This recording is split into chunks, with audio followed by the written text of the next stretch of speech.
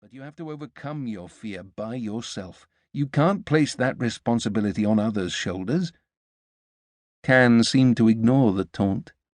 "As for me, I've always longed for the opportunity to get into an officer's training course. Truly, that was my dream. I'm younger than you. I was top of the class at school. I've tried to discipline myself, to fulfill all my duties. No disobedience, no gambling, no alcohol, no dope, no women, no swearing. And for what? All for nothing. I'm not jealous, just depressed." Keane felt uneasy about what was coming. He feared it, yet he expected it. Can continued, "I haven't lived yet, and I want very much to live." Keane remained silent. "For just 1 week in the North, I'm prepared to lose everything. Everything." "So I'll tell personnel to put your name down instead of mine," said Keane sarcastically. "Don't moan. Please go back to your hut and lie down." "Don't patronize me. I'm telling the truth, not trying to change things. I can look after myself. I'm not afraid of dying. But this killing and shooting just goes on forever. I'm dying inside, bit by bit. Every night I have the same dream, of me being dead. My soul swims out of my corpse and turns into a vampire, going off to suck human blood. Remember the Can fighting in 1972? Remember the pile of corpses in the men's quarters? We were up to our ankles in blood, splashing through blood. I used to do anything to avoid stabbing with bayonets or bashing skulls in with my rifle butt. But now I've got used to it. And to think that as a child I wanted to take orders and go into a seminary." Keane turned and looked curiously at Kang. "You occasionally found such traumatized misfits in the army. Their chaotic minds, their troubled speech, revealed how cruelly they were twisted and tortured by war. They collapsed both spiritually and physically.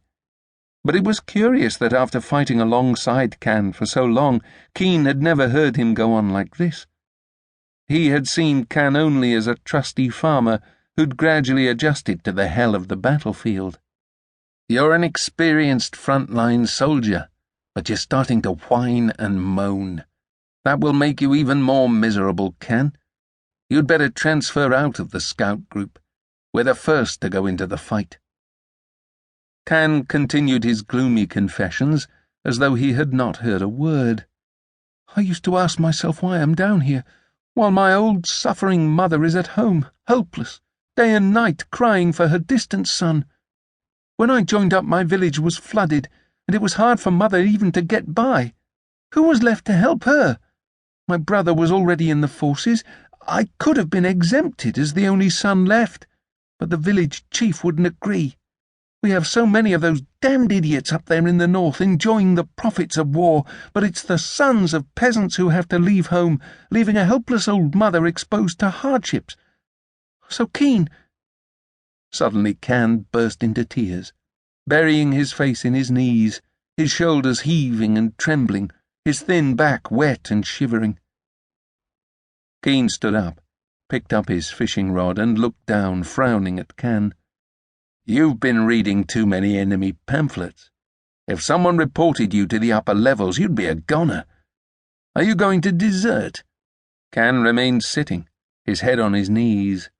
His voice came low, mixing with sounds from the stream and the rain. "Yes, I'm going. I know you're a real friend. You'll understand. Say goodbye to the guys for me." "You're nuts, Can. First, you've no right to escape. Second, you can't. You'll be caught and brought back, court-martialed, shot. You'll be worse off than now. Listen to me, calm down. I won't rat on you." "Too late. I've already hidden my bag in the jungle." "I'm not letting you desert. Go back to the huts. Try to hang on a bit longer. The war has to end sooner or later." "No, I'm off. Win or lose, sooner or later, that means nothing to me. My life is fading fast, and I still have to see my mother once more, and my village. You won't stop me? What for? Why would you?" "Listen, Can. Leaving like this is suicidal and shameful." "Suicidal?"